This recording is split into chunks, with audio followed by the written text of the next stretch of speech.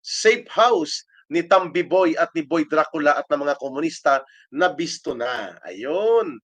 At maya-maya may ibibigay si Ka Eric na headline, pero para kayo po'y wag mawala ang pananabik. Ano pang mga detalye at mga mahahalagang puntong pananaw na ilalahad ni Ka Eric tungkol dito sa nabuking, nabisto at nabubunyag ngayon na aktwal at real na pagkakaroon ng sabwatan o conspiracy sa pagitan ng mga urban operatives ng CPP, NPA, NDF at ng mga hilaw na komunista at mga oportunistang mga politiko, kasama po ang isa sa faksyon ng Marcos Romualdez na grupo, ay mayroon po tayong nakakabahala na balita. Ano po yan muna bago itong detalye ng part 2 ng ating headline. Nitong nakakabahala, nakakagimbal at nakakagalit na mga revelations ng ating source dito sa pagkakaroon po ng isang war room. Pero hindi siya room, bahay. Ang war room ay tinatawag po yan bilang descriptive definition kung saan ginagawa ang planning operations sa isang napakahalaga o napaka-importanting mga ilulunsad na mga operational activities sa isang proyekto. Kaya tinatawag ang lugar na war room, no? Pero ito'y bahay na malaki sa isang subdivision na malapit lang sa Batasan complex diyan sa may Batasang Pambansa, kung saan naka-situate ang House of Tambaluslos ng Kongreso natin. Ayun. So let's proceed muna dito sa ano pong in-expect ninyo bukas na mga nakakabahala at dapat bantayan na headline. Ang bilyonaryo online, no? Take note ha. Ang bilyonaryo online, mga kababayan, ayun, may mga start. Ang bilyonaryo online, mga kababayan, ito po ay isang online platform, no, na nagbibigay ng mga economic analysis and news tungkol sa mga mahalagang balita sa negosyo at mundo ng pagninegosyo at mundo ng pang-ekonomiyang aspeto ng ating lipunan. Ang pangalan niya po, Bilyonaryo Online. At ito po, nakakakuha tayo ng mga ilang explosive economic and business news. Ngayong gabi, just around 10 minutes ago, bago pa ako mag-onboard, ngayong gabi mga kababayan, ang headline ng isa sa mga pangunahing story na binibitbit ngayon ng Bilyonaryo Online ay ang pag-flag down o ang pag-notify ng Commission on Audit sa pamunuan ng GSIS na mukhang nakakaduda at umikot sa isang regulasyon na mali ang pag-invest ng COA ng 3 billion pesos na pundo ng mga manggagawa sa pampublikong sektor at mga empleyado ng gobyerno. Take note, GSIS or Government Service Insurance System ang counterpart ng SSS. Ang SSS ay para po yan sa Pension and Social Welfare Benefit Fund na kinokolekta buwan-buwan mula sa mga manggagawa at mga empleyado sa pribadong sektor.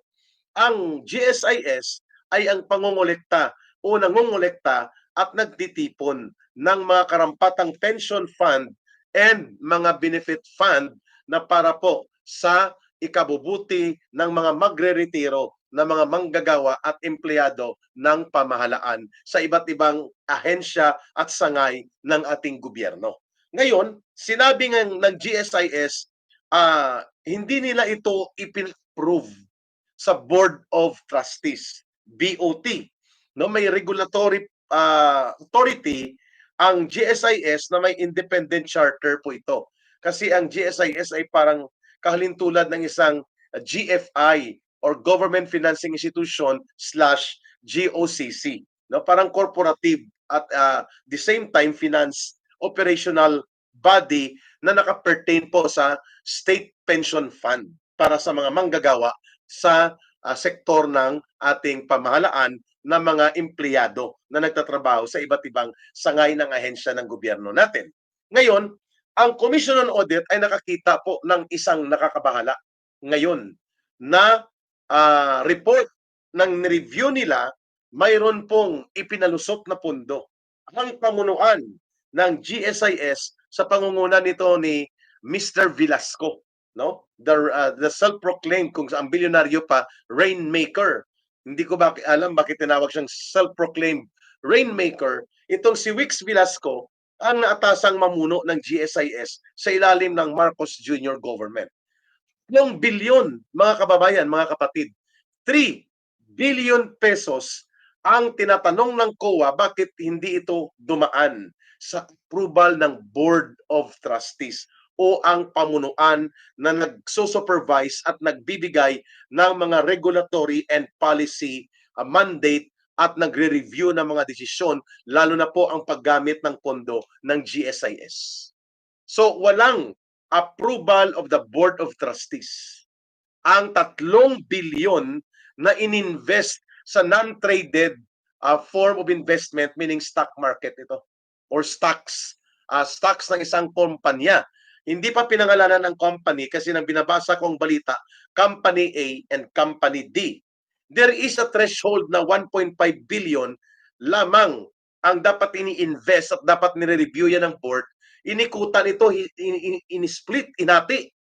At ang pagkakahati, hindi mo mahahabol doon sa maximum 1.5 trillion kasi kinatay para hindi malusutan o hindi mahabol ng technicality requirement na 1.5 billion lang ang pwedeng ma-invest sa isang pagkakataon at dapat inaprubahan ng Board of Trustees.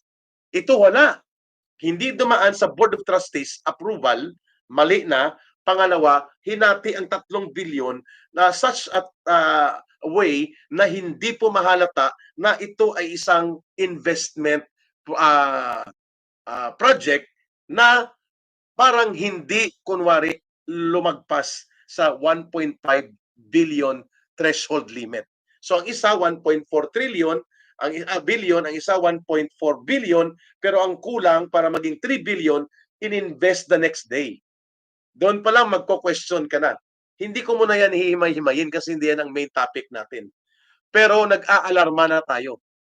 This is very alarming sapagkat ang COA ang nag-flag nito. O saan ang tuwadkom at saan na ang mga mahilig magpabida sa Senate Committee Investigation?